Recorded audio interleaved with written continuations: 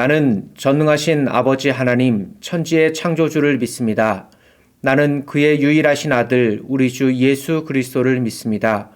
그는 성령으로 잉태되어 동정녀 마리아에게서 나시고 본디오 빌라도에게 고난을 받아 십자가에 못 박혀 죽으시고 장사된 지 사흘 만에 죽은 자 가운데서 다시 살아나셨으며 하늘에 오르시어 전능하신 아버지 하나님 우편에 앉아 계시다가 거기로부터 살아있는 자와 죽은 자를 심판하러 오십니다.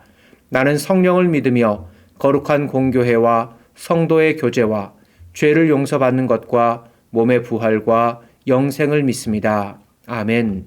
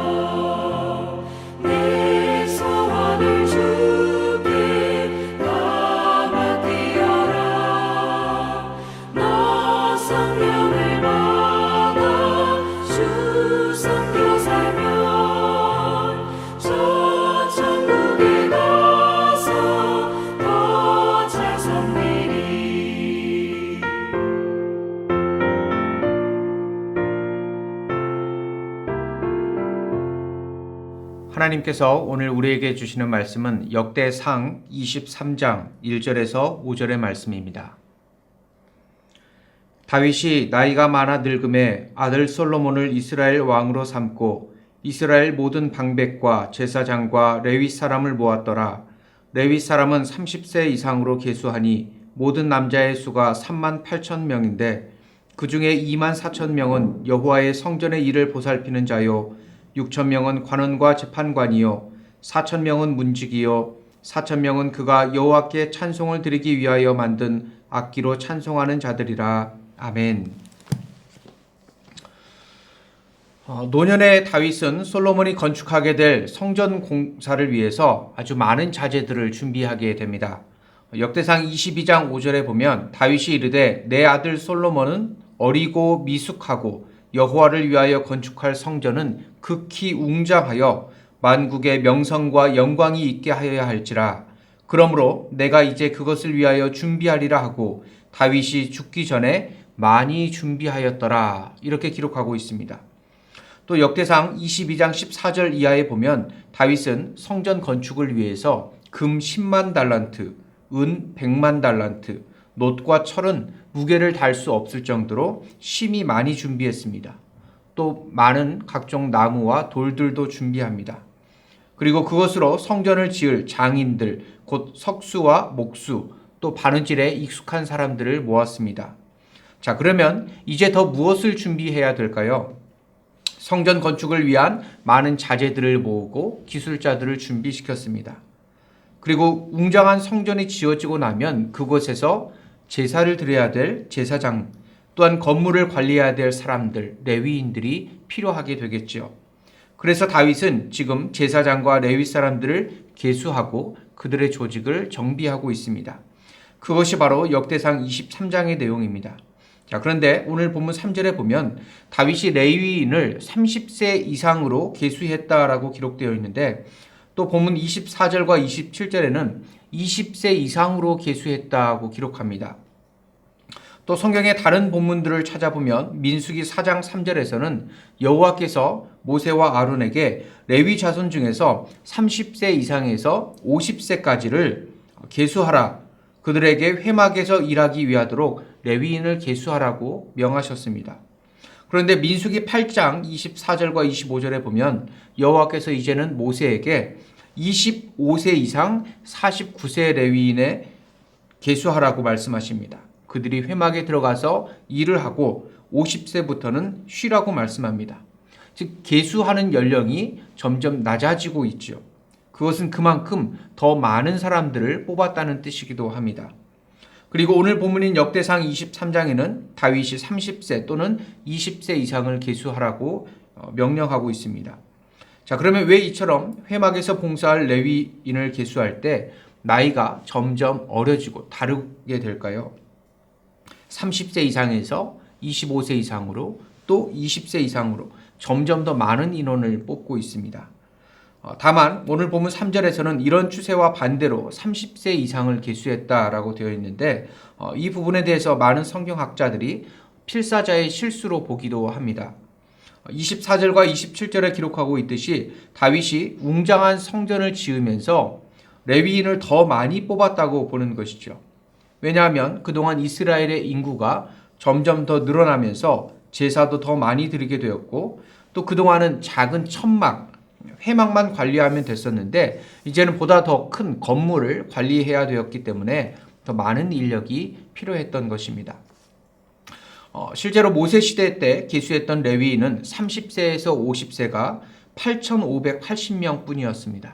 그런데 다윗 왕 때에는 20세부터 50세가 무려 38,000명이 되었습니다. 물론 10년이라는 차이가 있기는 하지만 인구가 많이 증가한 것을 확인할 수가 있습니다.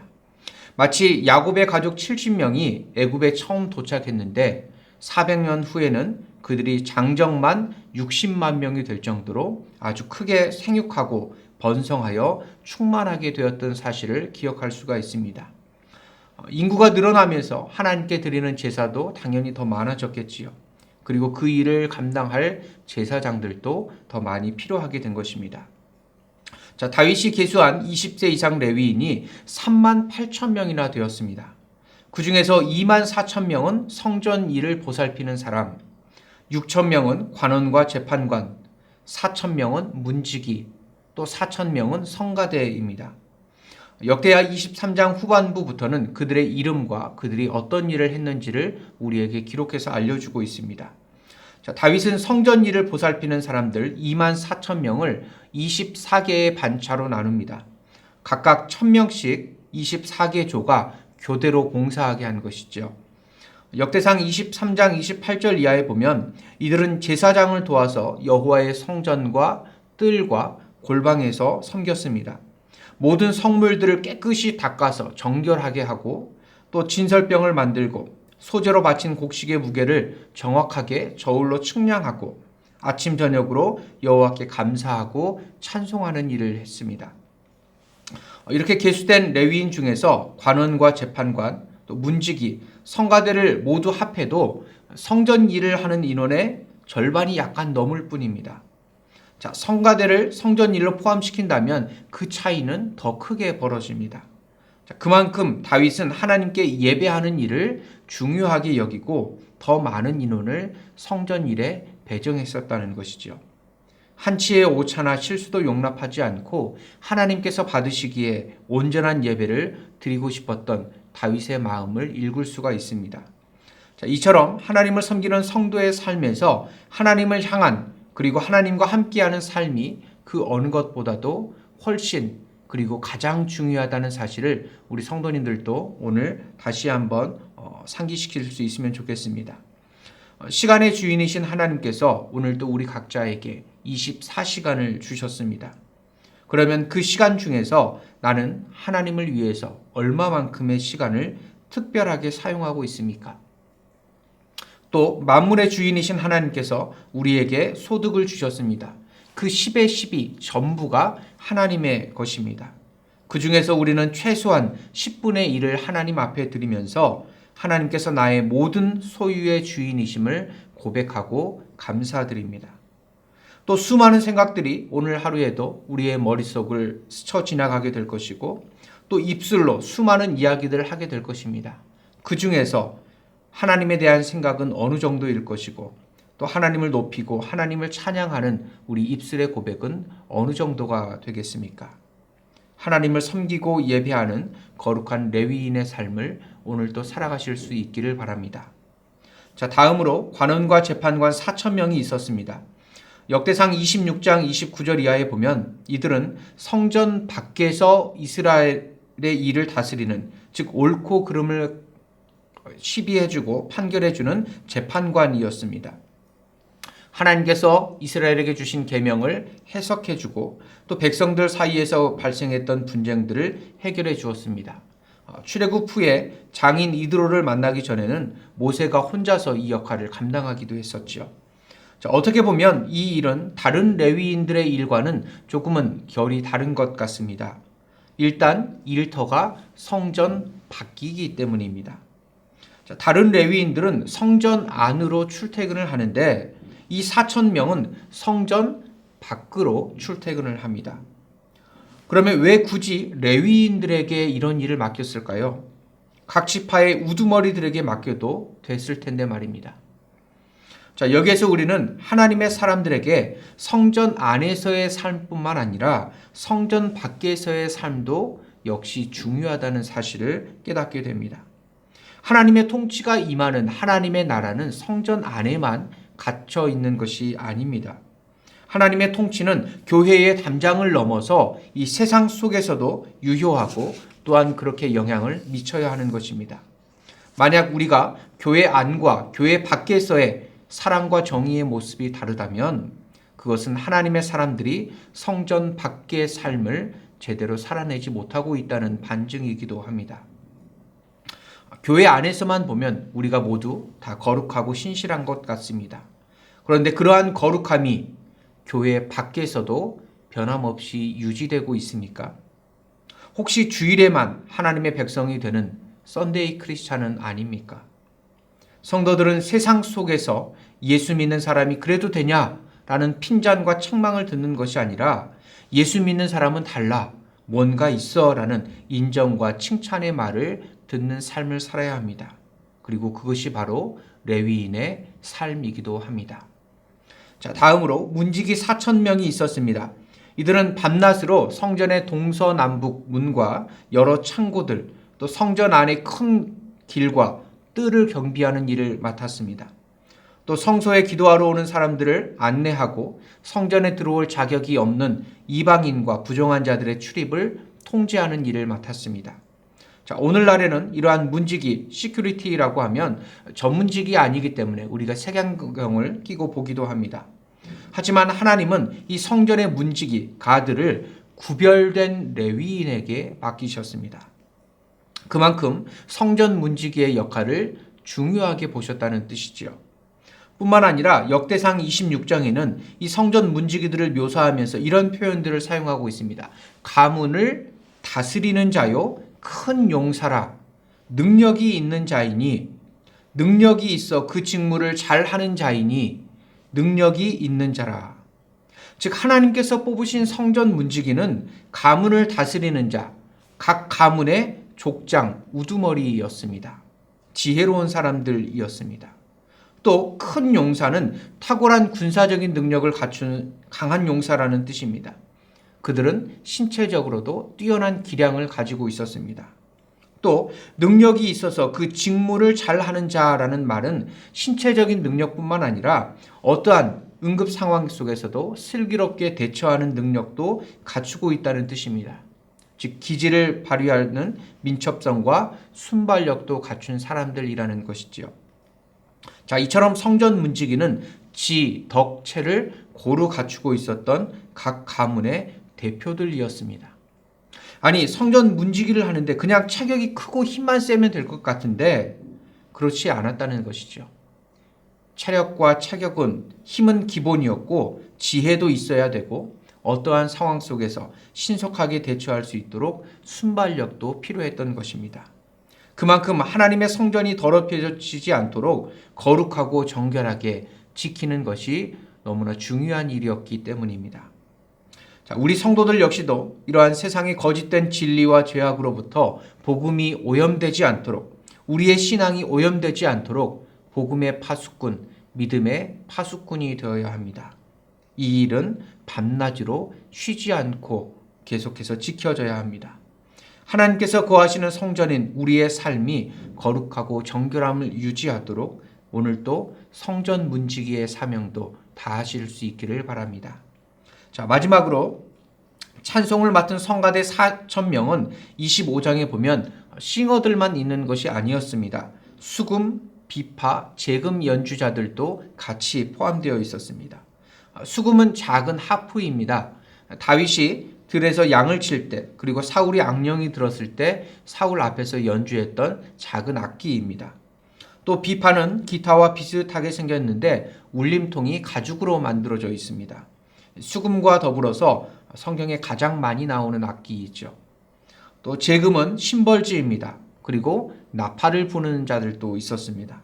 즉 하나님께 찬양할 때에 현악기, 타악기, 관악기, 그리고 목소리로 하나님께서 주신 다양한 소리들로 함께 어우러져서 아름다운 하모니로 하나님을 찬양하도록 했습니다. 성가대는 독창이 아닙니다. 합창이지요. 서로 다른 목소리를 가지고 있는 사람들이 상대방의 소리에 귀를 기울이면서 함께 나의 소리를 맞춰 나갑니다. 그러면 너무나 멋지고 아름다운 하모니를 만들어낼 수가 있습니다. 자기 자신의 소리에만 집중하다 보면 성가대는 아름다운 하모니가 아니라 시끄러운 소음이 되고 말 것입니다. 그리고 성가대는 목소리뿐만 아니라 다양한 악기들의 소리도 함께 모읍니다.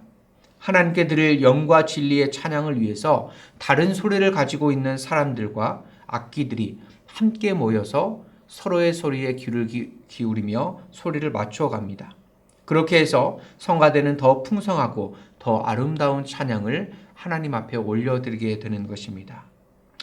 여러분, 우리도 하나님을 위해서 서로의 다른 소리들을 하나로 모을 수 있는 조화로운 레위인의 삶이 될 수 있으면 좋겠습니다.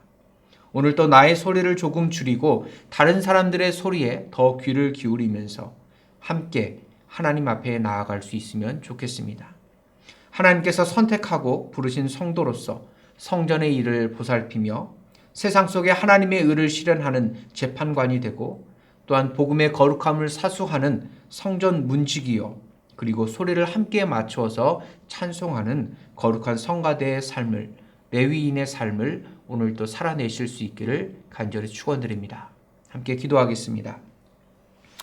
하나님 감사합니다. 오늘도 저희들 한 사람 한 사람을 지명하여 부르시고 하나님의 백성으로서 살아가게 하여 주셨습니다. 하나님께서 부르신 이 레위인들의 삶을 우리도 살아낼 수 있도록 성령님 우리를 붙잡아 주시옵소서. 우리의 생각에 함께하여 주시고 우리의 말과 행동 가운데 함께하여 주시고 우리의 삶의 자리 가운데 임재하여 주셔서 우리가 오늘도 거룩한 레위인의 직무를 잘 감당할 수 있게 하여 주시옵소서. 하나님의 또 성전을 돌보고 가꾸는 일을 잘 감당할 수 있게 하여 주시고 또한 우리가 하나님의 의를 실제로 살아낼 수 있도록 이 세상 속에서의 삶도 지켜주시고 또 우리가 복음의 거룩함을 밤낮으로 늘 사수할 수 있도록 성전 문지기의 역할도 잘 감당할 수 있게 하여 주시고 뿐만 아니라 다른 사람의 소리에 귀를 기울이면서 함께 하나 되어서 하나님을 아름답게 찬양할 수 있는 거룩한 성가대의 역할도 감당할 수 있도록 우리와 함께하여 주시옵소서. 오늘도 우리를 통하여서 영광 받으실 예수 그리스도의 이름으로 기도합니다. 아멘. 하늘에 계신 우리 아버지, 아버지의 이름을 거룩하게 하시며 아버지의 나라가 오게 하시며 아버지의 뜻이 하늘에서와 같이 땅에서도 이루어지게 하소서. 오늘 우리에게 일용할 양식을 주시고 우리가 우리에게 잘못한 사람을 용서하여 준 것 같이 우리 죄를 용서하여 주시고 우리를 시험에 빠지지 않게 하시고 악에서 구하소서. 나라와 권능과 영광이 영원히 아버지의 것입니다. 아멘.